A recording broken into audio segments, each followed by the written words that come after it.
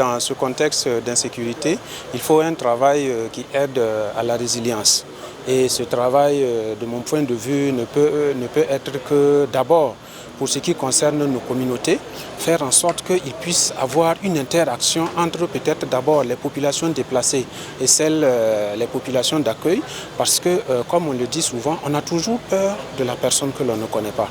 Alors qu'il suffit juste qu'il soit mené des activités entre les populations autochtones, je peux les appeler ainsi, et les déplacés internes. Et déjà, ça va tisser un lien qui permette de recréer cette cohésion-là entre les différentes populations. Et là, c'est au niveau peut-être d'abord des activités culturelles. Pour ce qui concerne les manifestations, il faut un travail de résilience. Et ce travail de résilience va constituer peut-être à une sorte de restructuration même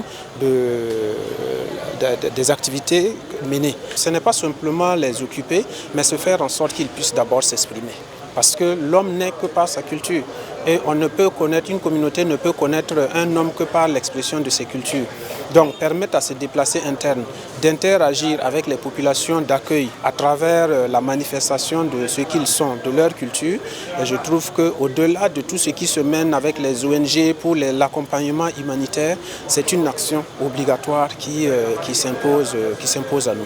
Mais il faut surtout que pour une question de résilience, là, on puisse surtout intégrer l'éducation culturelle dans nos écoles, dans nos universités, faire en sorte que des modules sur les cultures et les religions puissent être enseignés, ce qui va permettre déjà au niveau de l'éducation une sorte de tolérance religieuse, une sorte de tolérance de la différence culturelle.